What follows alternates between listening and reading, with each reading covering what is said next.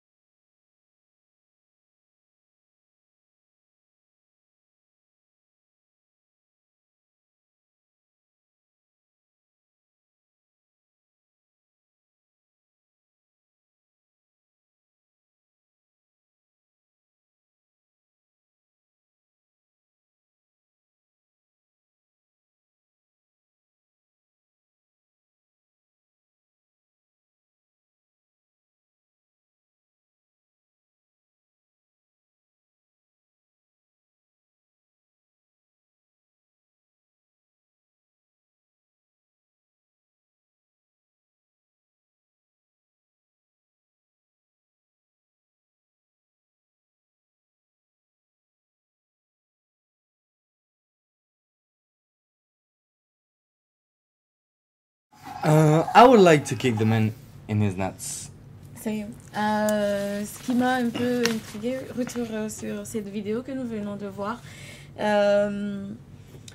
Le monsieur qui a dit une femme qui se bat au judo n'est pas quelque chose de normal, sa place dans le foyer, en fait c'est cette mentalité que les hommes ont toujours gardée. Je pense aujourd'hui ce n'est pas différent non plus, même si ils essayent de s'adapter et d'accepter et que les femmes fassent quelques progrès dans le milieu sportif, c'est vraiment compliqué. Et aussi, c'est un problème qui vient depuis du bas âge. Je ne vais pas beaucoup élaborer là-dessus, mais c'est un peu choquant de voir des entraîneurs, des stars, des hommes dans le football tenir ce genre de propos face à face des femmes dans le... C'est sûr, parce qu'en plus, ils savent que leur parole, elle est écoutée et Ouais, qu'ils ont de l'influence, donc c'est encore pire. Par rapport au judo, moi, ma sœur est double championne de Bourgogne de judo. Donc David Douillet... C'est une petite dédicace. Non, mais voilà, petite case dédiée à ma sœur qui est double championne de Bourgogne de judo quand même. Ah, c'est super ça. Donc voilà, c'est une grande judokate en l'occurrence. Moi, personnellement, je suis intéressée par l'escrime. Ah. Ouais, l'escrime, sauf que j'ai jamais eu la chance de pratiquer. Ma mère avait tellement peur. Mais il n'est jamais trop tard. Tu sais qu'en Pourquoi France, pas. en plus, il y a des très bonnes équipes d'escrime. Ouais, j'adore bien. J'adore tout ce qui a été, tout ça. Bon, bah, Bon, bah on enchaîne d'ailleurs avec ta partie, Rachel. oui, Sur... alors, je vais vous parler des difficultés que rencontrent les femmes dans le domaine du sport. Parce que bien évidemment, il y a des difficultés. C'est comme Malo l'avait dit, c'était pas facile pour elle de s'affirmer, de s'assumer jusqu'à présent, ce qui n'est toujours pas une chose facile. Alors d'abord, le premier point, les athlètes dénoncent une inégalité par rapport aux hommes, une inégalité financière. Et ça aussi, nous allons parler des chiffres, des salaires des femmes et hommes dans le sport. Salaire moyen mensuel brut des femmes dans le volley. La ligue masculine gagne 3 500 €, tandis que la ligue féminine gagne 2 500 €. Dans le basketball, le Pro A masculine gagne 11 000 € et la ligue féminine gagne 4 500 €. C'est divisé par 2. Divisé par 2, ouais. Dans le handball, la D1 masculine gagne 6 900 €, la D1 féminine 2 800 €. Dans le tennis, masculin, 2 millions d'euros et le féminin, 2 millions d'euros aussi. En fait, le tennis, on a vu dans les recherches que c'est un des sports où l'égalité homme-femme a été acquise le plus rapidement en fait. Comme c'est un sport en fait assez justement aisé en plus. Oui, c'est aisé. Et puis individuel, donc... Voilà. Dans le rugby, le top 14 masculin gagne 17 000 € et la D1 féminine, n'est pas considéré comme une ligue professionnelle. c'est triste. Genre statut amateur. C'est ça, exactement. Dans le football, le sport le plus peuplé, le plus visionné, le plus médiatisé, la Ligue 1 masculine gagne 50 000 €. Et ça va vous choquer, peut-être que vous ne le savez pas. La D1 féminine gagne 3 000 €. Alors, 50 000, 3 000 €. alors qu'en plus, Mais c'est tellement injuste. nous en France, on est toujours en train de critiquer les États-Unis. Mais à ce niveau-là, les États-Unis, ils ont réussi. Dans le soccer. Les joueuses au soccer, oui. Ouais. Les joueuses américaines, elles ont réussi à obtenir le même salaire. Ouais. Mais Parce qu'elles sont plusieurs fois championnes olympiques et tout. Mais donc, elles ont gagné la demi-finale. ouais, c'est ça. Donc, mais donc elles ont quand même dû prouver qu'elles étaient fortes pour pouvoir accéder à l'égalité, tu vois. Alors que le football français, Mais c'est choquant de voir 50 000 € face à 3 000 €. C'est... Alors, une deuxième partie d'une inégalité que les femmes rencontrent dans le sport, c'est une différence de traitement médiatique. Différence de traitement médiatique parce que les championnats masculins sont plus médiatisés que les championnats féminines. Par exemple, on sait que la Coupe du Monde de football masculine aura lieu au Qatar à partir de novembre et tout. Mais quand il s'agit de Coupe du Monde de football féminine, personnellement, j'en sais rien. et puis est-ce que ça se passera au Qatar? On ne sait pas si ça va se... Non, mais pas que ça, mais la médiatisation autour de ce genre d'événement, elle est peu. et pas grande visualisation. On l'apprend un peu plus tard que les femmes sont sont en championnat ou quoi. Alors que pour les hommes, il y a toute cette euphorie autour La de Coupe du l'événement. Monde féminine de basket commence demain. Avec un match entre l'Australie et la France. Ça, c'est parce que t'es... Pour info. Ça, c'est parce que t'aimes le basket. C'est parce que j'aime le C'est basket. parce que t'es informé. Mais demain, la Coupe du Monde féminine commence. Pour des gens, pour des personnes qui ne sont pas Ah, c'est sûr. intéressées par le sport, mais pas que genre être intéressées par le sport, mais pour les personnes qui ne sont pas du tout intéressées par le sport, mais la médiatisation, ça, c'est ancré dans la tête de tout le monde qu'il y a la Coupe du Monde de football masculine au Qatar. C'est Tout vrai. le monde le sait. Mais quand il s'agit de celle de la femme, on n'en sait rien. Il y a des stéréotypes et des préjugés. Les stéréotypes sexuels relatifs à la pratique des activités physiques et sportives sont fondés sur les critères comme la différence de capacité physique.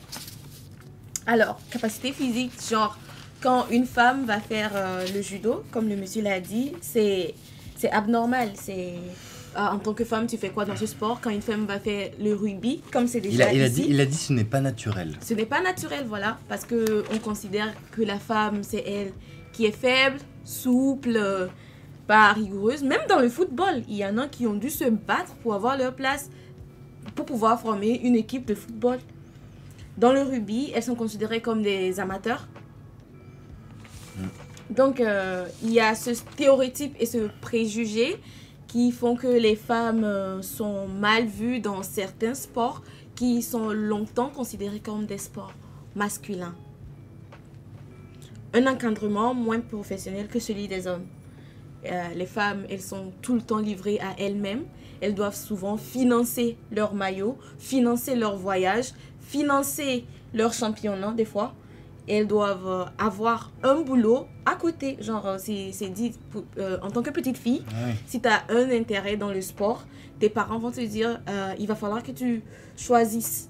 Soit c'est le sport, soit c'est tes études, ou soit tu as un boulot à côté du sport. Ouais. Mais pour les petits garçons, dès que j'ai un intérêt, tes parents te forcent, il y a des sponsors, tu es vite localisé. Il y a des classes, il y a des investissements, des tout ra- ça. On te pousse à réaliser ton rêve, alors que la jeune fille, elle n'a pas d'encadrement, même depuis le bas âge.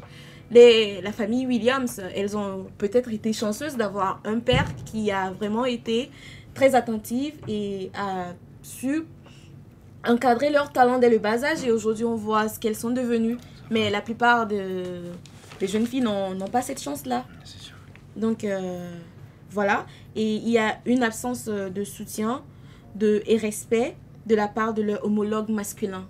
Même si aujourd'hui les femmes font beaucoup d'exploits dans le domaine sportif, même leurs homologues ne considèrent ces efforts comme minimes. Ok, ouais, vous êtes là, ok, d'accord, félicitations. Ouais, mais c'est toujours nous, c'est toujours notre domaine et tout, tu vois. Le fait qu'elles sont souvent cantonnées de rôles de subalternantes. C'est toujours les hommes d'abord et tout. Et un autre problème, c'est la maternité.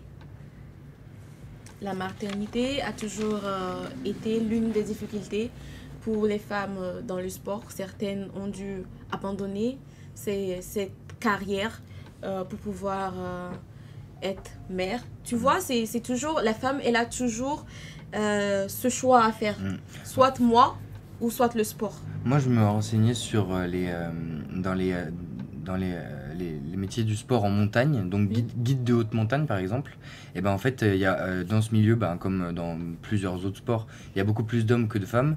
Et en fait, les femmes qui font ce métier-là, elles expliquent que justement, le plus difficile, c'est de réussir à concilier la vie de famille avec la vie sportive, parce que c'est vraiment de la préparation physique, mentale pour aller gravir des montagnes, préparer des chemins, etc.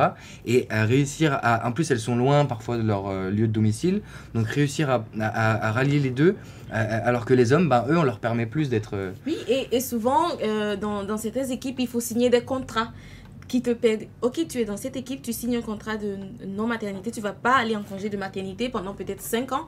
C'est-à-dire tu t'engages à ne pas tomber enceinte? Oui, tu t'engages à ne pas tomber enceinte pendant au moins 5 ans. C'était pas au courant, putain. Tu t'engages à ne pas tomber enceinte ou avant le championnat ou donc ça veut pendant vraiment dire que l'entraînement. là, la vie privée, elle rentre Ta vie privée rentre dans ta carrière, dans ta vie professionnelle. dans ta vie professionnelle. C'est pas normal. Donc, elles n'ont pas cette facilité-là de pouvoir ne pas avoir à faire de choix comme les hommes. C'est toujours... il y a toujours ce problème. Même les arbitres, même les femmes qui sont arrivées à un certain haut standing dans le milieu sportif ont dû abandonner. C'est pour ça qu'elles vont souvent à la retraite un peu plus tôt que les hommes pour pouvoir se consacrer à leur carrière. Il y a une qui a sorti sa marque. Elle était égérie de Nike. J'oublie son nom. C'est une athlète. Elle était égérie de Nike. Et Nike a retiré son sponsorship parce qu'elle est tombée enceinte et elle a eu un enfant.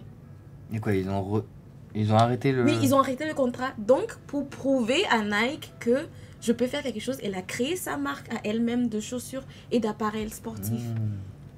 Tout le monde remplace Nike par la marque d'appareils sportifs dont on a oublié le nom pour l'instant. Ah ouais, j'ai oublié son nom. On trouvera. Désolé, on trouvera. Donc, c'est ça les problèmes. Et vous perdez le sponsorship, vous perdez le support juste parce que tu es devenue maman. Ouais, la maternité. Donc, voilà un peu les problèmes à laquelle les femmes font face.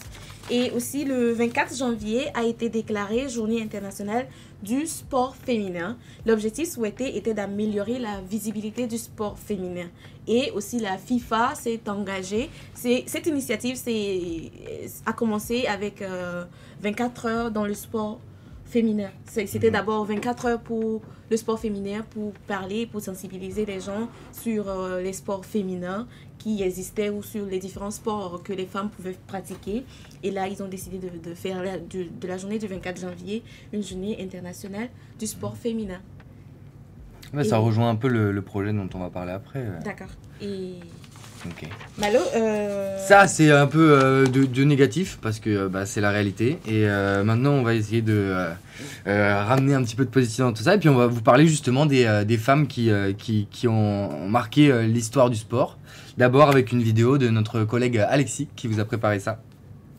Bonjour. Aujourd'hui, nous allons voir 3 femmes qui ont marqué l'histoire du sport. C'est parti. Vous vous appelez comment déjà? Moi, c'est Vénus. Et moi, Serena. Serena Williams. Elle est incontestablement la reine de cette décennie. L'actuelle numéro 10 mondial a à son actif 23 titres du Grand Chelem. Elle a conquis la Grande-Bretagne, l'Australie, les États-Unis et même la France. Au total, la tenniswoman a remporté pas moins de 72 titres. Elle a passé 319 semaines sur le trône de numéro 1, soit plus de 6 ans. En dehors des cours, elle a su développer son image et est aujourd'hui l'une des sportives les plus influentes de son époque. Elle se bat régulièrement contre les inégalités salariales entre hommes et femmes, mais aussi entre les inégalités entre femmes blanches et femmes afro-américaines. En 2021, le fabuleux destin des deux sœurs Serena a été projeté sur le grand écran avec le film La méthode Williams, film dans lequel Will Smith joue le père des deux sportives.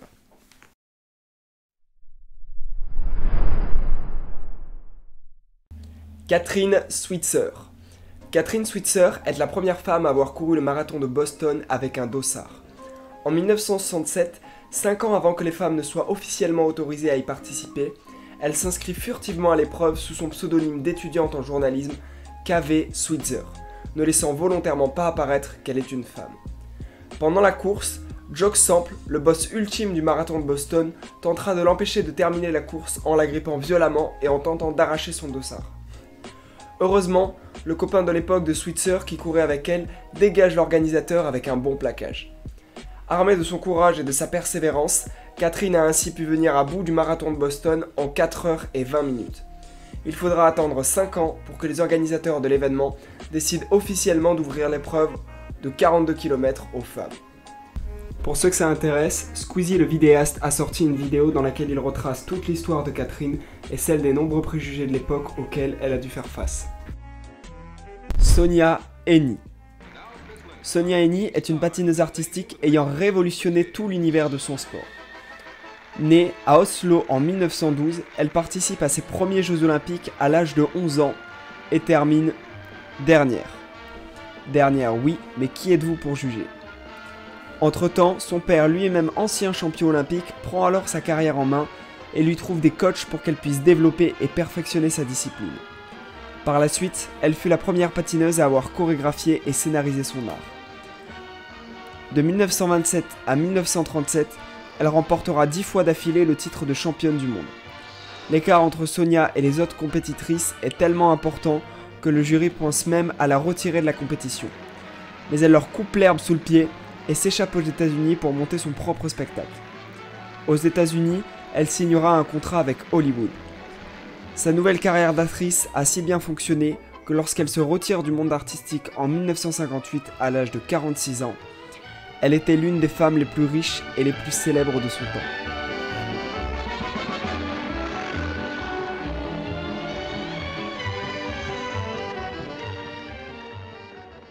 Bonjour. Aujourd'hui, nous allons... Merci Alexis pour cette vidéo. Qu'en as-tu Alors, pensé? surtout l'histoire de Catherine qui a... le mec qui n'a pas voulu la laisser finir la course, c'est vraiment marrant. Ça fait partie des bâtons que les gens mettent dans les roues. Ouais, puis c'est représentatif quoi. Enfin, C'est vraiment représentatif. la femme elle c'est essaie de vraiment... se lancer et puis il y a un homme qui la retient en Oui, arrière. c'est... Un peu. Vu l'année et vu quand est-ce que cela se passait, c'était pas évident.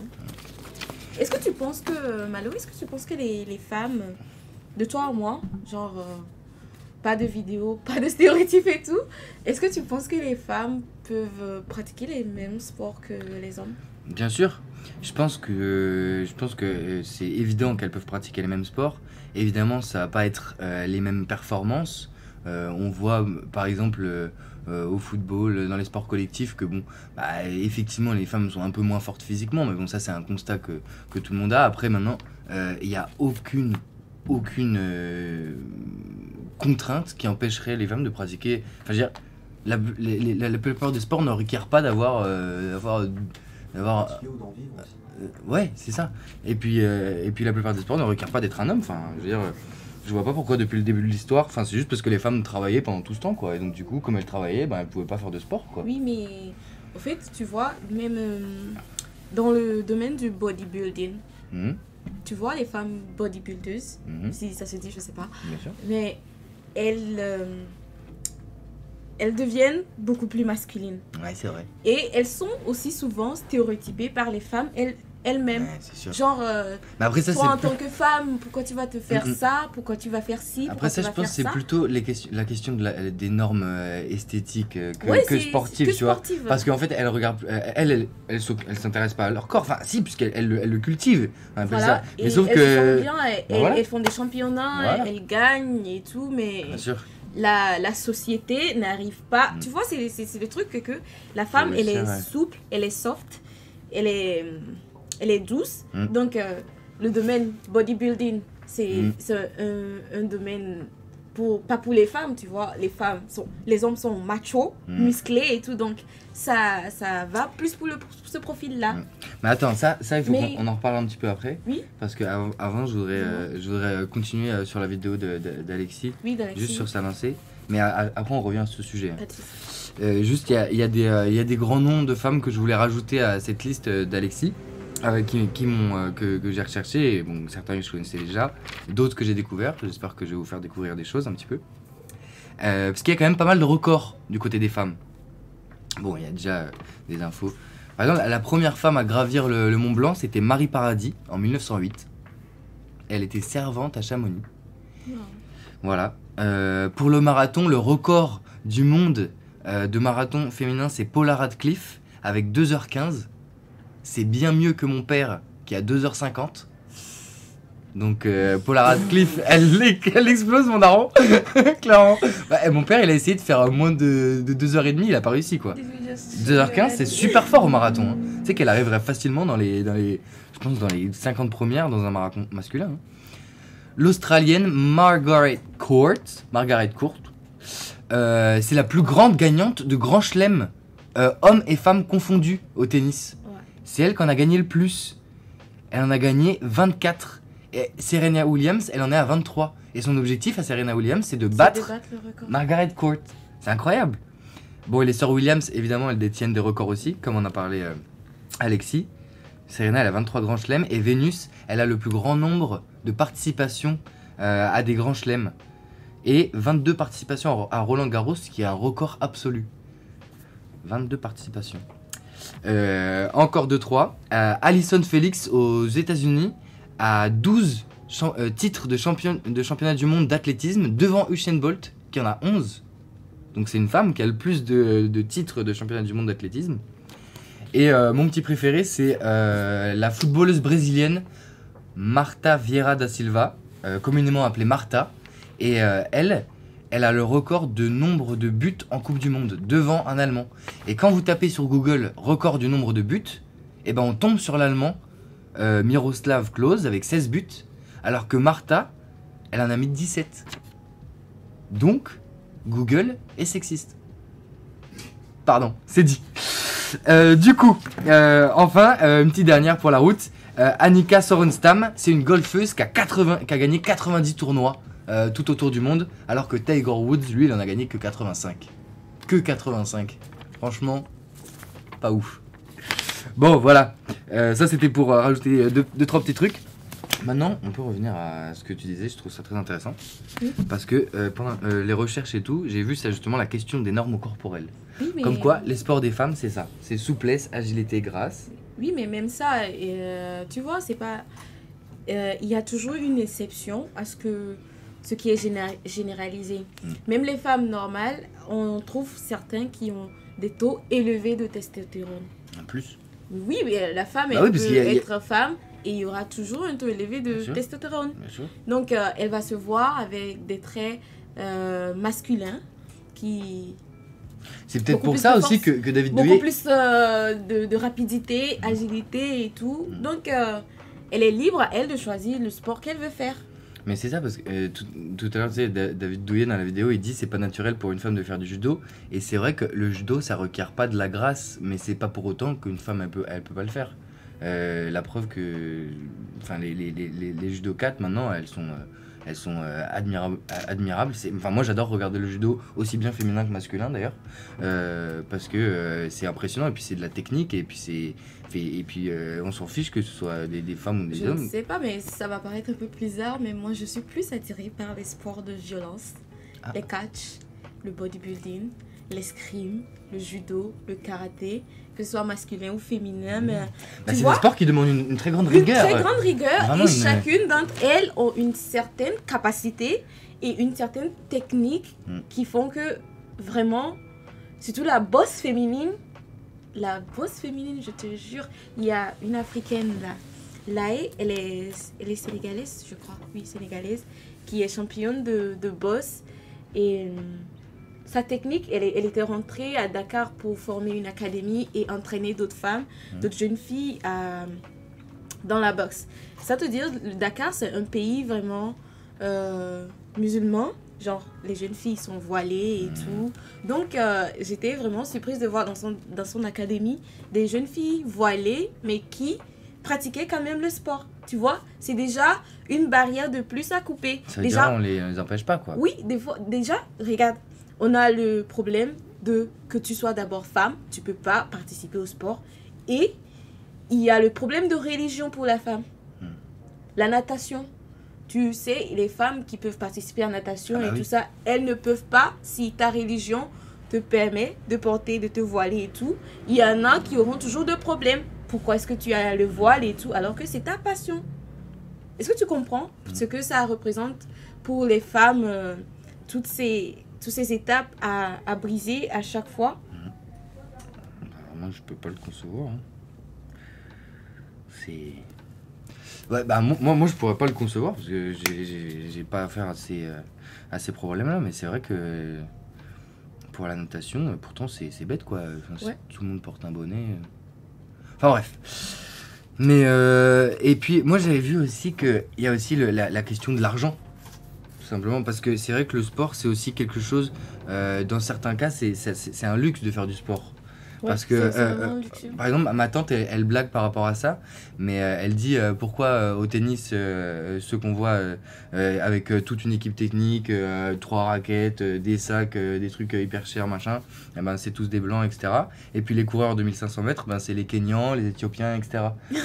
Parce que eux, pourquoi? Parce qu'ils n'ont pas le matériel, et du coup ils sont meilleurs dans les sports plus... Athlétique, voilà. ouais. Alors que dans les pays occidentaux, etc., on va faire des sports beaucoup plus sophistiqués. Oui, mais c'est Justement, tu vois, vraiment un luxe. c'est ça. Tu peux Donc pas c'est aussi l'aisance, quoi. Comme avoir un encadreur, le payer Mais pour la course, Les infrastructures, je peux courir chez bien sûr, on peut courir partout, c'est ça, c'est pour ça, c'est l'avantage. Ouais, c'est ça. Bon, alors du coup, faut qu'on avance un petit peu. Donc, on va passer à notre dernière Tu veux parler de partie, la en fait. question des trans? Les trans dans le sport, waouh, ça sera peut-être pour un prochain live. Non. Donc, en fait, on parlait de la féminisation du sport et de la féminisation dans les métiers du sport surtout. On est allé à la rencontre d'un organisme qui s'appelle Métiers Pluriels. Et on est allé à la rencontre d'une dame qui s'appelle Eva Jacomet, qui est chargée de mission au sein d'un think tank, donc d'un groupe de réflexion qui s'appelle Sport et Citoyenneté. Voilà, donc c'est l'interview d'Eva Jacomet.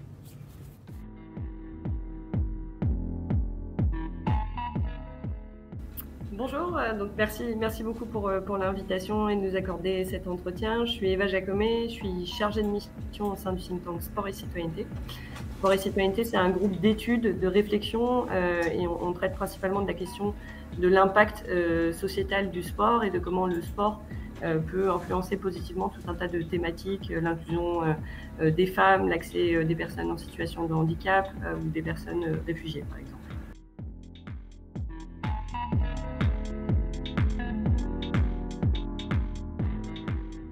Déjà, un constat général et global sur la place des femmes dans le sport.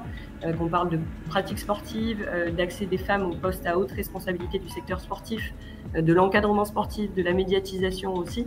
Ce qu'on voit, c'est encore des importantes différences dans le traitement entre femmes et hommes et des différences genrées. Dans l'encadrement sportif et dans les métiers du secteur sportif, quand on regarde de manière assez large, quand on prend une vue d'ensemble sur le secteur sportif, on peut se dire que globalement, il y a pas une égalité, mais qu'il y a une certaine mixité dans le secteur sportif. Parce que c'est 40% de femmes qui travaillent dans le secteur sportif. Mais quand on va voir un petit peu plus précisément sur les métiers de l'encadrement sportif, on se rend compte que là, il y a des différences un petit peu plus marquées entre femmes et hommes et que les femmes ont encore des vraies difficultés d'accès à ces métiers de l'encadrement sportif, donc aux métiers de coach ou d'entraîneur sportif. Où elles sont, le chiffre c'est 36% de femmes dans ces métiers. Ça tombe à 9% quand on va sur certaines mentions des BPGEPS, donc des formations pour l'encadrement sportif ou des autres formations, quand on va sur certaines mentions, que ce soit des sports collectifs, des sports de combat, en fait toutes les disciplines sportives qui restent encore aujourd'hui à majorité pratiquées par des garçons ou des hommes, on se rend compte que là il y a peu de femmes dans l'encadrement sportif, donc oui c'est 9% de femmes qui encadrent des activités sportives, des sports collectifs. Donc c'est encore sur ce point-là très faible. Ouais.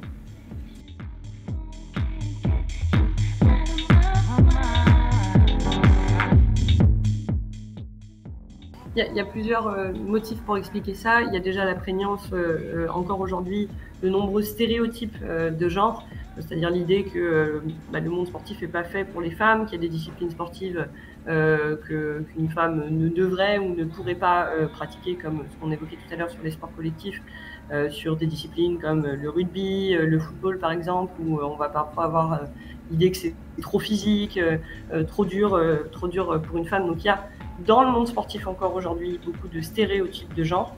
Et puis il y a aussi une charge mentale assez forte et un poids des contraintes familiales assez fort qui pèse encore beaucoup sur les femmes et qui n'est pas toujours compatible avec les métiers de l'encadrement sportif, avec des postes comme celui de coach ou d'entraîneuse, parce que ça va être souvent des horaires plutôt en soirée, donc difficilement conciliables, on va dire, avec la vie de famille, et on sait que les contraintes familiales, la vie de famille, ça pèse encore beaucoup sur les femmes.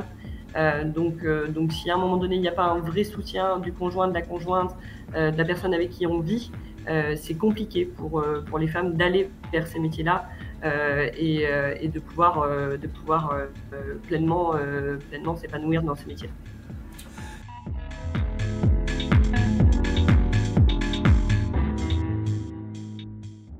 C'est un projet qu'on conduit depuis 2 ans maintenant. On est 4 partenaires sur ce projet-là.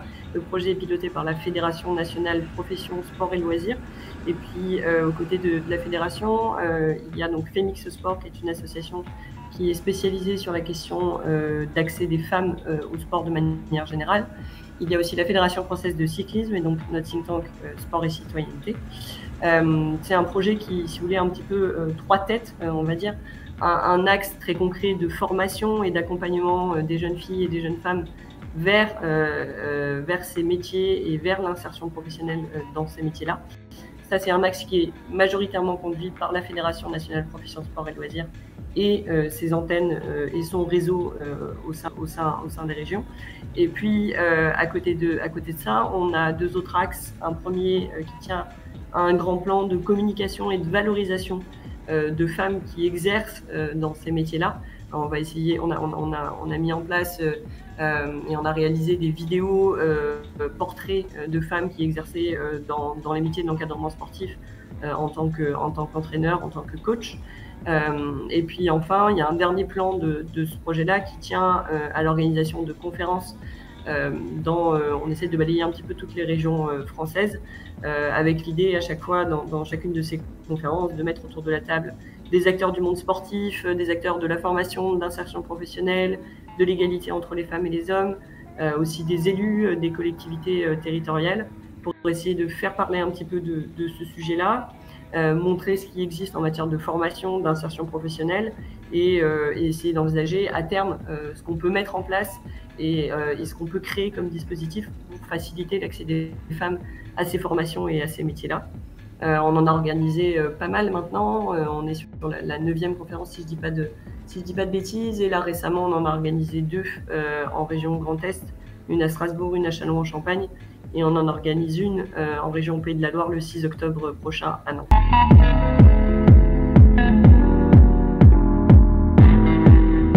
Alors, le nombre de femmes qu'on a accompagnées, il a grossi d'année en année de ce projet. Actuellement, je pense qu'on a dépassé les 200 femmes accompagnées sur ce projet-là. Et concrètement, comment ça se passe? On passe par le réseau Profession Sport et Loisirs qui va chercher ces jeunes filles, ces jeunes femmes et qui les accompagne vers les formations, concrètement en allant sur les salons d'insertion, de formation professionnelle pour sensibiliser et faire connaître ces métiers-là, parce que c'est vrai que c'est des métiers qui sont encore parfois assez peu connus, ces métiers de l'encadrement sportif. Et puis derrière, en les accompagnant vers les formations, en les soutenant et puis en facilitant leur insertion professionnelle derrière.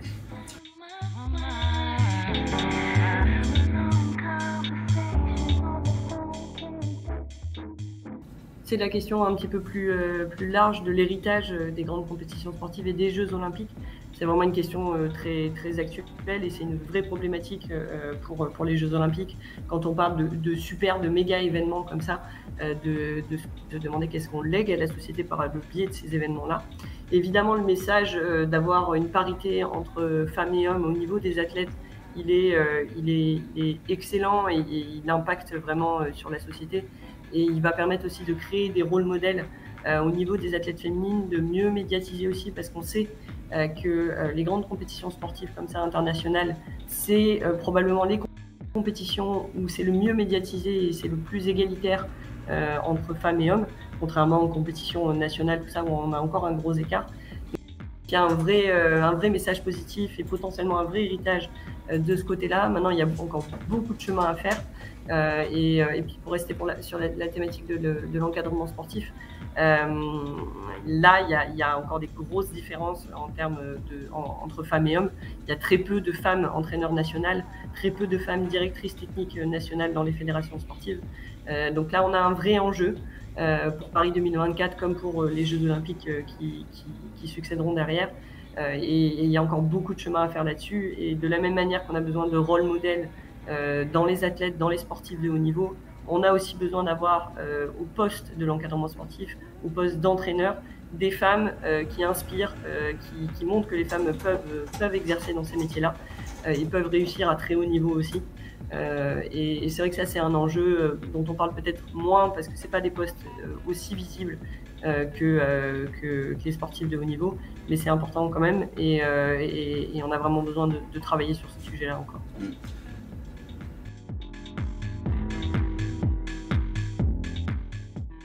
Merci à vous. Sport et Citoyenneté, on est présent sur les réseaux sociaux, sur Facebook, sur LinkedIn, sur Instagram, sur Twitter. Donc n'hésitez pas à nous suivre, à suivre nos travaux. Et on organise beaucoup de conférences. Donc on a toujours une actualité assez riche en termes d'événements. Donc là, on aura une conférence sur la thématique de l'encadrement sportif le 6 octobre. On en aura une le lendemain, le 7 octobre, sur la question du développement durable et la question environnementale dans le sport à Paris. Donc n'hésitez pas à nous suivre, à être présent à nos conférences, on sera ravis de vous accueillir. Ça marche. Nous tenons à remercier vraiment Eva Jacomet. Merci beaucoup pour votre participation et votre réponse à cette interview. Et puis bravo pour cette initiative qui, je crois, a déjà quelques années maintenant. Je crois qu'elle date déjà de 2016 ou quelque chose comme ça. Donc vraiment bravo et merci beaucoup encore pour les réponses apportées. Qu'est-ce que tu en as pensé, Rachel ? C'est vraiment une belle initiative de savoir que...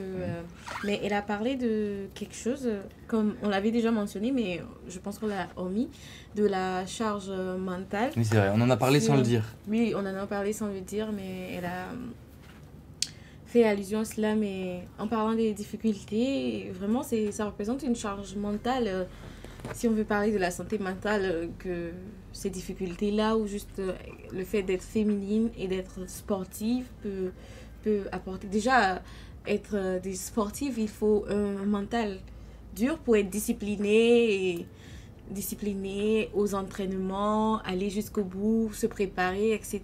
Et en tant que femme, accumuler cela, accumuler les difficultés, accumuler le regard de la société et tout, c'est vraiment pas facile. Et vraiment, félicitations aux femmes qui sont déterminées à aller jusqu'au bout et qui partagent leur expérience en fait de motiver d'autres jeunes filles à emprunter ce chemin-là, celles qui se battent et qui font de sorte que celles qui viendront après n'aient plus de difficultés. Vraiment, félicitations et vous êtes vraiment braves. Et justement, on va voir un des portraits dont parlait Eva, donc de leur fait par leurs soins. Voilà.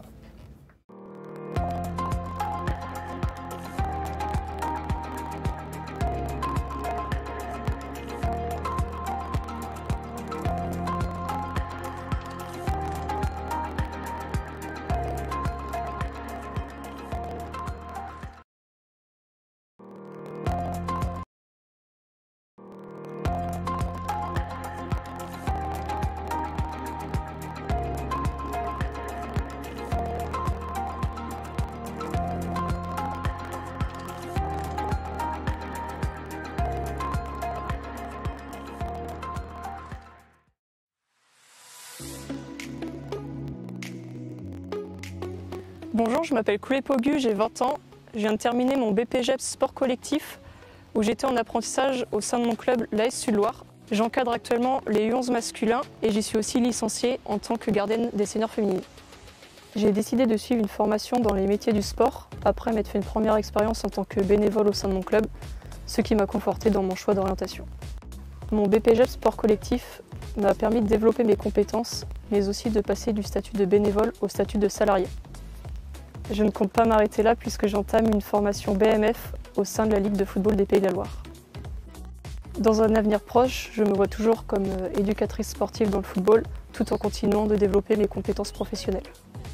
Je souhaite notamment gagner en responsabilité, mais aussi m'orienter vers un autre type de public avec le développement du sport santé.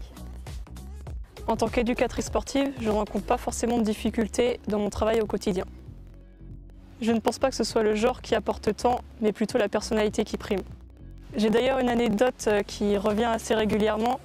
Quand j'accompagne mes jeunes U11 lors des compétitions, on m'identifie souvent comme une simple accompagnatrice, alors que je suis la responsable de l'équipe. Si j'avais un conseil à donner aux jeunes femmes qui nous regardent, c'est surtout de ne pas avoir peur de se lancer, mais aussi de ne pas avoir peur du regard des autres, des parents qui peuvent être autour des terrains, du fait de son genre ou de son jeune âge. La pratique du football féminin étant de plus en plus démocratisée, ça se ressent énormément sur les métiers de l'encadrement au sein du football. La place de la femme dans le sport évolue de manière positive. Je le vois notamment avec le changement des mentalités des jeunes que j'encadre. Ils s'empressent même de corriger les adultes et les autres joueurs lorsque l'on m'appelle le coach. Comme vous le voyez, même dans le football, on a des opportunités, donc foncez!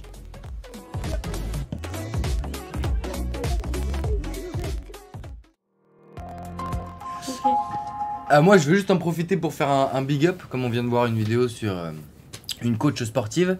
Et ben moi, je viens de Dijon et je suis grand fan de l'équipe de l'HDA Dijon Basket. Et l'équipe Espoir, elle a une coach, une entraîneuse technique nationale donc. Et elle s'appelle Élise Prudhomme, donc big up à elle parce qu'elle fait partie des peu de pourcents à être entraîneuse nationale, quoi. C'est stylé. Ouais. Ce sera encore mieux quand ce sera à égalité, mais pour l'instant. Oui. Oh, On souhaite la bienvenue à Mohamed sur le plateau. Voilà. Bonjour merci, à toi. Merci Malo, ça va Malo? Ça va et toi, Rachel, Mohamed? ça va? Ça va, Comment ça maman? va? Il a beaucoup Super, d'énergie. J'ai regardé l'émission. Ouais, ça vous a plu? Bah, j'étais juste derrière. Ah oui. Ouais, t'étais J'étais pas derrière. super loin, donc vous allez bien? Ça va Ça va super et Je toi? vous ai concocté un petit truc spécial. Vous êtes prêts? Vous aimez jouer? Ah ouais. Vous aimez la culture G? Toute ma vie. Ok, On est prêts C'est là. vrai, vous êtes Toute la prêts? mia vita. Donc là, on va lancer Le un. bestiau, c'est ça? On vous a préparé aussi pour On le est, chat on est l'un contre l'autre là. un quiz. On est pas, c'est la guerre. Oh, un petit peu de tenue sur le plateau, s'il vous plaît. Pardon. Ça part là. Donc sur le chat, les gens qui sont dans le chat, vous pouvez participer, jouer avec nous à ce quiz. Donc nous on va flasher, voilà, vous pouvez flasher le QR code ou rentrer le code PIN. Voilà. Alors c'est super simple, hein. Donc on attend d'avoir un petit peu de monde. Donc là on a déjà Wiss qui vient de se connecter. Bienvenue à toi Wiss. Rachel, ça devrait pas tarder. Alors, Malo également. J'ai Super. réussi. Willow, C'est moi, Wiss et Malo. Donc je précise, Belle Dino. ils n'ont pas les réponses. Oh, il y a Dino, C'est moi ça. c'est Dino. Ah bah, bienvenue Dino. Merci. Donc vous êtes 3 à participer. Pour l'instant, on va encore attendre les derniers retardataires. Ouais. Et puis d'ici 1 à 2 minutes, il n'y a personne. Bah on jouera entre nous quoi. Hein, on est entre nous. On jouera entre nous. Puis au pire, on donnera des éléments de culture générale. Bien sûr, à on ceux est qui là nous pour regardent. ça, on est là pour apprendre un maximum d'infos. Voilà, il y a Corto. Hey Corto, bienvenue avec nous Bienvenue à Corto. toi, Ça Corto, fait plaisir. Avec le petit Dogo Dogi, Dogi le Dogo. petit, Dogo? le petit Dogo là. Ouais, ça fait plaisir. Ça fait son petit effet, voilà, on va pas tarder à y aller. Les animaux. En tout cas, un petit mot sur l'émission. Bah, écoute, les femmes dans les métiers du sport, quand même triste constat. Ah bah, J'ai- la conclusion elle est pas joyeuse, mais bon, oublié- on avance quoi un petit peu. J'ai C'est oublié vrai. de faire un big up à la femme de mon oncle. C'est l'heure des big up en fait. Ouais, Ah bah, et écoute, la femme de mon oncle qui est arbitre ah bah, super. féminine du football africain et elle participe, elle est arbitre de la CAN. Coupe Ah, d'Afrique. wow. Ah ouais, quand même. Ah ouais, donc Ouais, j'ai Faut pas parler de la canne. elle a vu Sénégal. Bien sûr, elle est. Algérie, quoi. Oh, comment est-ce que j'ai oublié? Non. Bah, Qui a gagné la CAN, bah, Et on ça, l'a on la ça. CAN. l'appelle Tata Titi, donc Tata Titi. Big up à toi. Tata Titi, big up à vous. On va pas tarder à lancer le caout. On est déjà 4, c'est déjà pas mal, hein. Ouais, c'est bien. À la régie, on peut y aller? Allez, on y va. Première question. Ça part. Donc vous allez voir, vous pouvez jouer en direct depuis chez vous, hein. C'est la technologie, hein, comme j'aime à le dire. Voilà. Alors, première question. Quand a eu lieu le premier match de foot féminin? Alors, peut-être, voilà. 1954, 1879, 1917 ou 1793? Ou encore D, la réponse D. Oui, Ce qu'on l'a. référence. Ah. Est-ce que tu reconnais cette joueuse? Est-ce que vous reconnaissez cette joueuse? Non. Amandine, oui. 1917. Ah, Eh ben, bah, écoute, ah, vous on savez a tous. 4 bonnes réponses. C'est pas comme si on s'était entraîné avec la première question, hein. Non. Non mais... Ouais. 1917. Attendez, avant de passer, pas plus vite que la musique, on revient à la question d'avant, je sais pas si c'est possible. Alors, bam bam bam. Non, on continue. C'est pas grave, on continue. Bon, bah écoutez, on va continuer, allez, jouer. On joue et on donnera la réponse après. Quel est le pourcentage de femmes qui pratiquent une activité sportive selon vous? 64%. Ouais, moi je pense 64, moi. 52%. Je pense 34%. Yes. Alors, peut-être en régie, attendre un petit peu Avant de... Ouais. 64% c'était la bonne réponse. Alors selon le ministère du Sport, 64% des femmes pratiquent une activité sportive régulière contre 69% pour les hommes. Le sport semble donc instauré de manière assez équilibrée dans la vie des Français, même si, comme l'a expliqué Eva Jacomet tout à l'heure, ça se voit pas forcément dans le milieu professionnel. C'est-à-dire que elles sont quand même pas mal à pratiquer du sport et c'est super, on vous encourage tous à faire du sport. Mais c'est-à-dire dans les métiers du sport, on en retrouve, et notamment les métiers haut placés, c'est-à-dire entraîneur, coach, tout ça, on trouve malheureusement peu de femmes. Donc voilà. C'est ce que disait Eva Jacomet par rapport aux besoins de rôle modèle en fait. C'est ça. Pour encourager les jeunes filles. C'est ça. Alors peut-être quand je donne les réponses, passer à cette cam. Okay. Voilà. Mais du coup, on passe à la prochaine question. Est-ce que tu veux revenir sur la première? Oui, juste très rapidement. La première, c'était 1917. 1917, alors, c'était le premier match de football féminin organisé. Vous savez, ça vient de quel club? Vous savez, c'est quel club? Marseillais? Non. En Angleterre? Non, c'était en France. Le PSG. Féminin Sport de Paris. Alors pendant cette première année, l'association sportive a fait d'abord des matchs d'entraînement, ils faisaient des matchs d'entraînement entre elles. Et puis au début de l'année 1918, les premières joueuses sont accueillies par des fédérations sportives. Le club féminin ne joue qu'avec 2 équipes et affronte d'autres équipes féminines. Un match de propagande, on rappelle, on est en pleine période de guerre, un match de propagande aura même lieu en France, France-Belgique, en avril 1918, devant 100 000 spectateurs quand même. Ah, quand même. 100 000 spectateurs, c'est énorme. Et anecdote, c'est qu'en 1970 que le Conseil fédéral de la Fédération française de football va reconnaître l'existence du coup de l'équipe de France féminine et du coup en 70 en 70, c'est assez récent. Putain. Ouais. Merci à Wissem d'être revenu à la première question. On va tout de suite enchaîner sur la troisième question. On va faire un point au niveau des scores et Dino qui passe devant. Écoutez, Hein, Malo? écoutez, après 2 questions, Il reste encore pas mal de questions. ce n'est que donc- partie remise. Ce n'est que partie remise, mais il reste encore pas mal de questions. Corto, un peu à la traîne, mais ça va le faire. On enchaîne avec la troisième question. Alors, troisième question. Quel est le pourcentage? Alors, peut-être que à la cam, on pourrait... voilà. Quel est le pourcentage de femmes dans le métier d'éducateur sportif, mais dans les sports collectifs? Et là, je fais appel à votre mémoire. À votre mémoire, voir si vous avez bien écouté. Allez. Ah! Hop là. Oh! Tu m'as répondu juste. J'ai répondu. Yes. Merci. Alors, ils l'ont pas vu, bah c'est nickel. Bah, voilà, la réponse c'était 9%. Je l'ai eu. 9%, eh ben bravo Rachel, bravo, C'est ce que j'allais mettre aussi. bravo Malo, 9%, vous vous rendez compte? 9%. Bah, c'est très peu. Seuls 9% des femmes sont éducateurs sportifs dans les sports collectifs, c'est-à-dire le foot, le rugby, le volley. Ouais. 9%. C'est triste. C'est pour ça qu'elle est Prud'homme, elle est stylée parce qu'elle est dans les 9%. Eh oui. Mais bon, on vous Je encourage flex. tout à Bien faire sûr. bouger les lignes. Et c'est une problématique qui nous tient tous à cœur. Hein, Rachel? Non, moi j'adore le sport. Ah, J'adore le beaucoup. sport. J'adore le sport. Dans 20-30 ans, il n'y en aura plus. Il n'y en aura plus. On passe à la quatrième question. Ouais. On fait un petit point sur les scores. Alors Dino qui est toujours en tête, hein. Bravo Dino. Corto D'affilée. qui se refait une petite santé, qui passe devant Wiss. Wiss, va falloir se réveiller. Dino qui en est à 3 bonnes réponses d'affilée. Hein. Ah écoutez, Hein, bon. c'est pas des lol. C'est pas des lol. Bravo. Allez, au boulot. Bravo Dino. On enchaîne, je suis chaud. Allez, on enchaîne. Alors, combien de tournois du Grand Chelem en simple Serena Williams a-t-elle gagné? Oula! Alors là, c'est une question de rapidité, hein. Va falloir y aller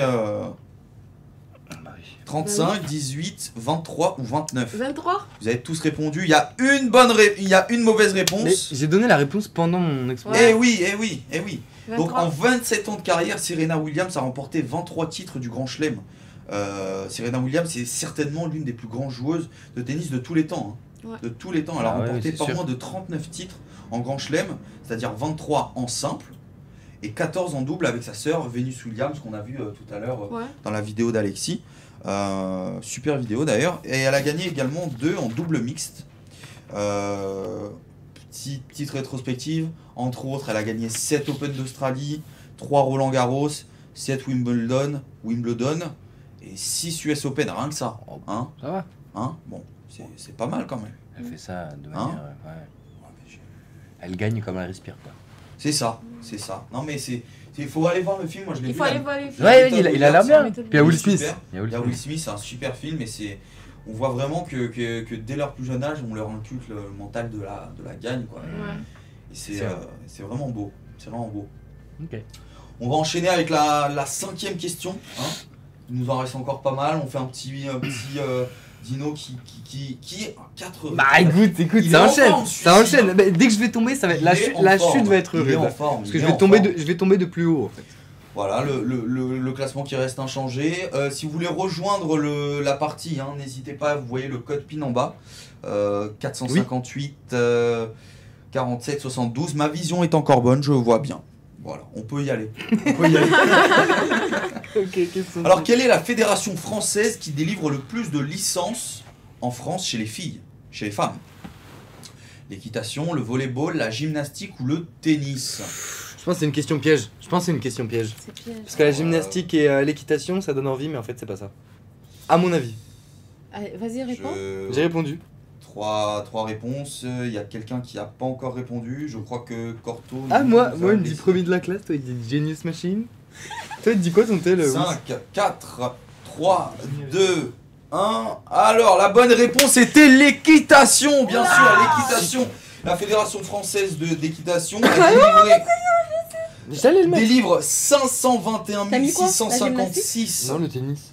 Putain. Eh non, Mais c'était pas t'étais- le tennis. Et Mais pourtant, on vient de moi, parler j'ai de Serena mis- Williams. C'était l'équitation, plus de 500 000. Après, mais en plus, c'est un gros écart. Hein. C'est-à-dire que le tennis, on est à seulement 290 874 licences et la gymnastique 259 000. Donc il y a bien 250 000 licences en plus pour l'équitation. C'est vrai que c'est surprise. Hein. Mais c'est vrai que L'équitation. quand même, l'équitation, ça représente quand même la moitié des photos de profil, je pense, sur Facebook. Ok. Non mais c'est vrai, une fois sur deux, les gens qui font de l'équitation, ils mettent leur cheval avec eux. Mais c'est mignon. Ah, c'est vrai, c'est merveilleux, c'est beau, et puis c'est un animal. C'est mignon. On enchaîne avec la sixième réponse. Corto, 1441 points, Alain Corto. Et Wiss, toujours à la traîne. Ah, il y a. Dino qui C'est comme s'il caracole jouait pas. en tête, qui du coup perd son Ah bah là, oui. sa série d'invincibilité. Mon si je streak. puis dire. Ma hot Bon, streak. va falloir se refaire sur la prochaine. On va essayer de se relever. Hein, On va essayer de se relever. En tout cas, on a espoir. Qui est cette légende du sport français? Marie-Josée Pérec, Amélie Mauresmo, Jeannie Longo ou Marion Bartoli?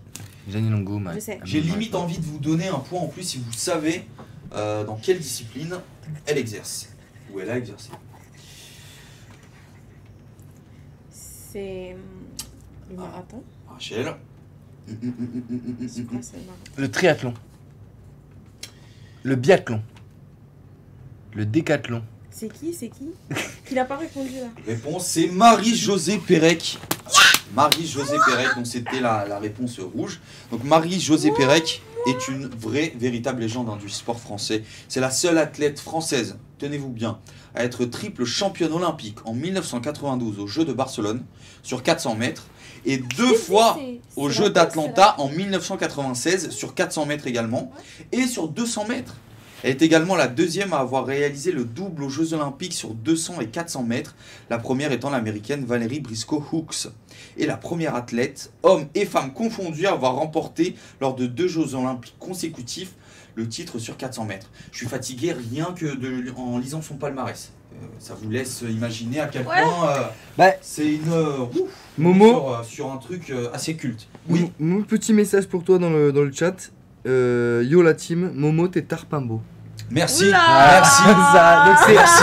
C'est le moc la bonne idée qui te souhaite le Merci bonjour. le moc, merci beaucoup. Merci le à toi. Moc. Rachel et moi. N'hésitez On n'est pas pas, jaloux. si vous voulez Non, non, on n'est à pas participer au quiz. Eux ils sont pas beaux, hein. Ouais, Non, avec c'est vrai, aucun gros. commentaire pour eux. On n'est pas jaloux. Pas du tout. Non, Ok. mais c'est le moc, c'est un ami, c'est un grand ami à moi. Il se moque pas. Il se moque pas. Allez, on enchaîne. Avec la 7ème question. Je suis passée en tête. C'est vrai? Oh la redistribution. Oh la redistribution. Oh là là. Corto qui... Oh là là, Corto qui... C'est la dégringolade, Corto. oui. Mais c'est pas grave, tu restes avec nous, hein, Corto. Corto, tu restes avec nous. Surtout, Voilà. n'hésitez pas à nous rejoindre si vous voulez jouer. Il Ouais. y a le code PIN qui s'affiche en bas, donc téléchargez l'application Kahoot. Et puis vous rentrez le code PIN, c'est super simple. Et voilà, un peu de culture, ça fait de mal à personne. Hein. Non. Ça fait de mal Bah à personne. non. Ça n'a jamais tué personne. On enchaîne parce que l'heure tourne, n'empêche. Alors, 7ème question. Combien faut-il d'années d'études pour exercer en tant que professeur d'EPS au collège? Il y a peut-être un piège. 5 ans, 3 ans, 6 ans ou bien 4 ans? J'allais mettre 5 ans. Eh oui, c'était 5 ans, 5 ans. Attendez, on va juste remettre le matériel. Hop, hop, hop, c'est rien, c'est ça l'effet. Je suis une mauvaise perdante. T'es une mauvaise perdante, Rachel. Faut pas. Mauvaise perdante. Alors, sachez que quel que soit l'exercice collège ou lycée, un professeur d'EPS est titulaire d'un master, c'est-à-dire un bac plus 5. Donc c'est le cas pour tous les enseignants du second degré. Normal. Voilà. Donc dans le chat, licence plus pas. ou à tous ceux qui nous regardent, Ça sachez va. que pour devenir prof de PS, c'est 5 ans d'études. On enchaîne? Allez. Ah, le classement qui reste inchangé. Willow toujours en tête. Willow qui caracole en tête. Voilà, super. Bravo Willow. Bravo. Alors, qui est Charlotte Cooper, les amis? L'inventrice du volleyball, la première femme à courir le marathon de Boston, la première femme médaillée d'or au JO, l'entraîneur de l'équipe d'Angleterre de foot en 1930. C'est assez précis, hein, je ne sais pas qui a fait les questions, mais j'ai l'impression qu'il veut nous induire en erreur. C'est sûr. Bon.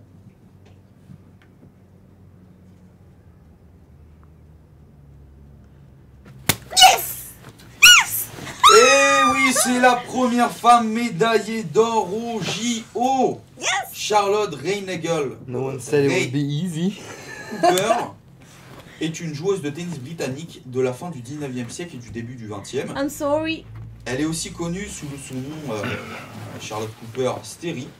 Le 11 juillet 1900, elle remporte le simple dame aux Jeux Olympiques de Paris et devient historiquement la première femme à s'adjuger une médaille d'or olympique dans une épreuve individuelle.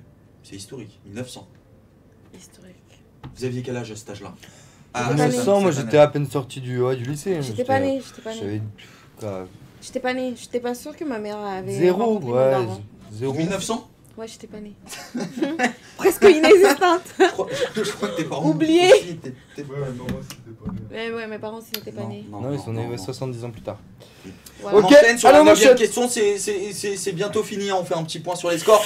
Whis repasse devant Dino et Corto, je crois qu'il a lâché l'affaire. Oula. Whis fait une remontada, hein, il a 3 bonnes réponses d'affilée.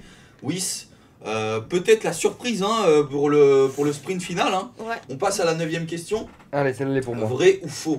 Le record du saut en hauteur de Stefka Kostadinova tient depuis 1987, c'est-à-dire depuis 1987, bah c'est Stefka Kostadinova qui tient le record de saut en hauteur. Je pense que Selon c'est vous, vrai. c'est vrai ou Oui, faux? mais ça Je pense fait que c'est longtemps faux. qu'elle le tient ce record. C'est vrai. Ok, Ouais, ouais. c'est bon. Ouais, mais dites-vous que c'est vrai, vous avez tous répondu? Oui, On va faire un point sur les réponses. c'est vrai. Et il y a une mauvaise réponse, et je crois que c'est Whis qui a donné une mauvaise réponse. Écoutez, tenez-vous bien, c'était il y a 35 ans à Rome, le 30 août à Rome. Hein. Stefka Kostadinova établit son record du monde du saut en hauteur. C'est une athlète bulgare. Devinez le record, il est de combien? En général, ça dépasse pas beaucoup de les 6 mètres, donc ça doit être 5 mètres et quelques. Non, là c'est du saut en hauteur, c'est pas du saut à la perche. Ah, Si, d'accord. c'est le Ah oui, saut oui, en saut en hauteur. hauteur. Ah, d'accord, donc c'est beaucoup moins. Ouais. C'est genre 2 mètres et quelques. 2 mètres 30. Dernier prix 2 mètres 30. 2,09 m, ce qui lui permet d'améliorer sa propre performance. Hein. Le record de la sportive de 22 ans n'a toujours pas été battu depuis 1987. C'est ouf. Oui, parce C'est que ouf. en fait, justement, j'ai confondu parce que en saut À la perche. bah, et les records sont souvent battus Bah justement. oui. Et même pendant les compétitions et tout, elles arrivent à dépasser des records et tout. Mais celui-là, toujours pas. C'est Donc, ouf. 2,09 m C'est depuis ouf. 30 ans et toujours pas.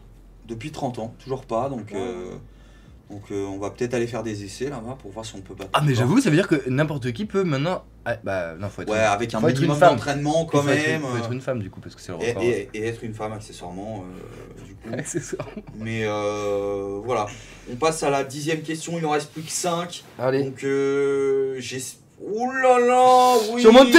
Hop là, on monte à la deuxième. Attendons, il y a qu'un seul Willow. petit point d'écart qui sépare Ok, Dino et Rachel. Whis. Chaud là. Corto qui a Willow. vraiment You lâché, getting. lâché le Corto qui a abandonné. Je hein, le fais pour les femmes. Non, Les femmes Corto. sportives, s'il vous Corto, plaît. tu es parti. Corto est parti, hein, bon. Ah bah écoutez, on Je le enchaîne. fais pour les femmes sportives. Stéphanie Frappard est la première française. Alors, réponse A. À arbitrer un match de football professionnel, à être directrice du service des sports d'une chaîne de télévision, l'entraîneur d'une équipe de handball professionnelle, coach d'une grande équipe de football. Comme Votre Frappard, avis. j'ai envie de mettre ça. Comment il s'appelle Frappard, j'ai envie de mettre la 4. J'ai pas répondu. Pas de bonne réponse. Stéphanie Frappard est la première française, en effet, à avoir arbitré un match de Ligue 1 professionnel.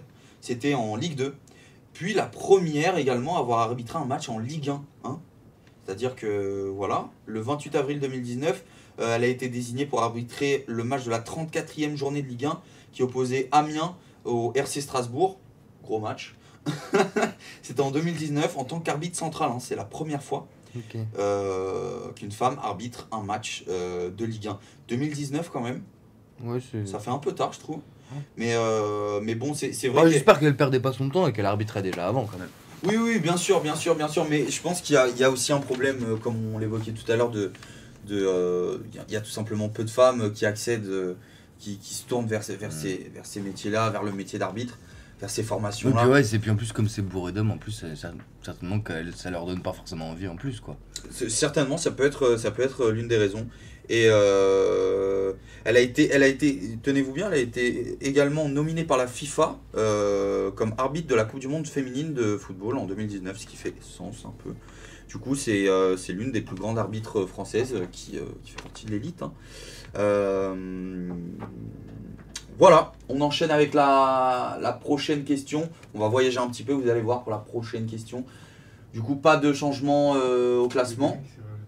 Ah si, je suis Il passé y a deuxième. Kalel, Je suis repassé Kalel, bienvenue. Non. Bienvenue à toi, Kalel. Bon, Ah tu nous rejoins en cours de route. Salut Kalel. Bienvenue. Bienvenue à toi. Monte dans le train. Et qui sait, tu pourrais nous battre hein. Bah ouais, carrément. Y a pas. Carrément. Prochaine question. Au Japon, dans quel sport les femmes ne sont-elles reconnues qu'au niveau amateur? On en parlait tout à l'heure pour les femmes dans le rugby. Est-ce que c'est le baseball, le sumo, ça m'étonnerait, le football ou le tennis? Au Japon, dans quel sport les femmes sont-elles reconnues Connu uniquement au niveau amateur, c'est-à-dire qu'il n'y a pas de ligue professionnelle. Il n'y a pas de ligue professionnelle, ça n'existe pas. On ne fait pas l'image. Je sais qu'il y a des tenniswomen. Le sumo? Et la bonne réponse, c'était le sumo. Je me suis dit... Le sumo. En effet, au Japon, la pratique du sumo est la pratique professionnelle du sumo est réservée aux hommes dans le milieu professionnel. Ce n'est qu'en 1997 que le sumo s'est ouvert aux femmes. Alors, vous savez, le sumo, c'est le sport où il y a des gros monsieur qui se poussent comme ça. C'est très, ça fait partie de l'histoire Ouais. du Japon. Et c'est ouvert aux femmes que depuis 1997. Bon. Et elle reste amateur. Il y a aussi, parmi les raisons qui expliquent cela, la charge mentale, notamment, parce que faut savoir que pour exercer le métier de sumo, c'est toute une vie, on y consacre toute sa vie. Donc les Parce femmes... que c'est rend des muscles spécifiques et tout genre. Ouais, mais après ils ont un régime alimentaire Ouais, c'est ça. particulier, je sais pas si t'as Parce vu, que c'est pas seulement c'est pas seulement du poids. Ouais, c'est ouais, aussi énormément de muscles et puis de. Ouais. Mais après, ouais. Mais faut savoir qu'ils y consacrent toute leur vie. C'est-à-dire du matin au soir, ils sont payés. Hein, Oui, c'est un travail. quoi. c'est des légendes hein, là-bas. Ils sont très respectés. Ils sont très respectés. Hein. Ok. Ah ouais, ils sont super respectés. Petite info, c'est en avril 2013 était organisé le premier tournoi international de sumo féminin. Donc voilà. Donc si vous voulez vous inscrire, rapprochez-vous. Essayez de voir s'il n'y a pas des clubs de sumo aux alentours de chez vous. Je pense pas que ça existe. J'ai pas envie de faire. Vous avez déjà entendu ça? Non. En France, il n'y a vraiment pas. Non. Bah écoutez. Déjà que je t'ai donné, mais il y a déjà très peu de clubs de football maintenant. YouTube. On fait un petit point sur le classement. Willow. Kalel, bon, qui n'a pas répondu. Et Willow qui repasse devant. Attention, attention, tout pourra se jouer. Là, il nous reste deux. T'as quand même 1200 points d'avance. Hein. Whisky est déjà points. Il reste deux questions. Avant-dernière question. Avant de vous laisser le chat. 12, 13, 14. Non, 14. Il y a 14 questions du coup. Ouais. 12, 13, 14. Contre quel pays l'équipe de France féminine de basket a-t-elle joué la finale de l'Euro 2015? C'était l'Espagne, la Serbie, la Lituanie ou la Croatie. Tu peux pas perdre sur ça, tu adores le basket. Et toi aussi Rachel, tu peux pas perdre. L'Euro 2015. Je compte sur toi. J'ai perdu. C'est pas la Serbie, c'est pas la Croatie. J'ai perdu. C'est l'Espagne, je pense. Et c'était la Serbie. Putain, j'ai mis. Aïe! Je quitte le plateau. Oh non, reviens. Oh là là, la désillusion. Tout va se jouer sur la dernière question. Hein. J'ai toujours rêvé de dire je quitte le plateau. La désillusion, et oui les amis, c'était la Serbie qui est devenue championne de basket féminin pour la première fois de son histoire en 2015. On va pas se mentir, elles ont fait vivre un calvaire à l'équipe de France. Elles ont étrié. Bon, 76 à 68. Oh, ça va, 8 points. Ouais, c'est la deuxième fois quand même que la France perd en finale d'un Euro. C'était en 2015. Mais bon, les Serbes n'étaient encore à l'époque jamais montés sur un podium international et ont mis un supplice aux Français par leur adresse et leur talent pur. Hein. 2 ans plus tôt. Tu sais ce qui t'a peut-être induit en erreur, c'est que 2 ans plus tôt, en 2013, la France avait perdu contre l'Espagne sur un... Devinez le score. Vas-y, 1 point. 75-76. 69-70. Putain. Ça arrive, hein. Ça arrive plus souvent qu'on ne le croit. Hein. Allez. Avant-dernière question. Du coup, avant-dernière question. Il avait raison, t'avais raison, Malo. T'avais raison. Écoute, pas sur la question, mais... raison, Calais. Oui. Oh, il repasse devant. Oh là là, c'est la surprise. Oh là là là là. C'est la grande surprise. C'est la surprise. Whis qui repasse devant. C'est formidable. Whis qui repasse devant. Allez, on enchaîne. 13e question, avant-dernière question. En quelle année les femmes ont pu intégrer les JO en athlétisme? Ça, je sais. Je fais appel à votre mémoire également. Alors là, c'est moi et ma chance. La bonne réponse. La réponse D. Oh non. Et c'était 1928. Mais pourquoi j'ai mis 1917 là? 1928. Sachez que les fans prennent part pour la première fois aux Jeux Olympiques en 1900 à Paris. Cocorico. Faut savoir que la première année où les femmes intègrent les JO, on était sur 997 athlètes au total et seulement 22 pour seulement 22 femmes. Hein. Dans 5 sports, le tennis, la voile, le croquet, l'équitation et le golf. À titre de comparaison, en 2024, au prochain JO à Paris, il y aura autant d'hommes que de femmes parmi les participants. Donc comme quoi, en un peu plus de 100 ans, on a atteint la parité. C'est assez cool. C'est assez cool. Dernière question, on va faire un petit point sur le score avant d'aborder la dernière question. Ouh là là là là là là. Tout est encore possible en fait. Tout est encore possible. Bah, je crois pas, parce qu'il y a quand même 1100 points d'avance pour Whis, quoi. Ouais, j'avoue que oui, ça a été la surprise, mais on va quand même. Qu'est-ce que tu racontes? Non, 700, je suis très mauvais en maths. T'es très mauvais en maths et moi aussi du coup, parce que je... Ouais, ça va, y a rien qui est perdu, c'est bon. Allez, Voilà. on est parti. Là, c'est par rapport à moi, à 1100 en fait. Ouais. Mais je pense qu'à moi. Mais Qui est la première femme journaliste dans le monde du football? Nathalie Yanetta, Marina Lorenzo, Siani Dalma ou Marianne Mako? Oula. Je vous demande de réfléchir bien comme il faut. C'est la dernière question. Dans le chat également, je fais mon Julien Lepers. J'adore ça. J'ai toujours rêvé de faire ça. Et c'est Marianne Mako. T'avais la bonne réponse? Oh là là là là. Et oui, c'était Marianne Mako, première femme à travailler dans l'émission Téléfoot. C'était en 1987. Elle tenait notamment une chronique intitulée Crampon Aiguille. Oh, le jeu de mots. Ah oui, d'accord. Ouais, c'était pas fou. Elle était considérée comme la pionnière des femmes journalistes dans le football à la télévision. Marianne Mako, petite rétrospective sur la carrière de Marianne Mako qui nous a malheureusement quitté en 2018. Marianne Mako, elle a commencé sa carrière au service des sports de France Inter, puis avait travaillé pour différents titres comme Sud-Ouest, RMC, Libération, France Football, pour ensuite atterrir sur TF1 pour l'émission Téléfoot. Vous vous rappelez? Bien sûr. Thierry Gilardi à l'époque, on bien devait sûr. se lever à 10h, à 11h le dimanche matin. Moi, c'était mon petit rituel. J'adorais ça. On se levait. Ouais. J'adorais ça. C'était mes petits Kellogg's. Hein, et puis, quelle époque. On fait un petit point Résultat sur le score et on félicite. Alors. Troisième, Willow. Bon, c'était pas ton jour, Willow. Deuxième, Dino. Et le premier, c'est la surprise. Oui. Wiss. Bravo à toi, Wiss. Oui, Bravo. c'est caché là-bas, mais il est refait. Bravo. Il Wiss. est refait. On te félicite.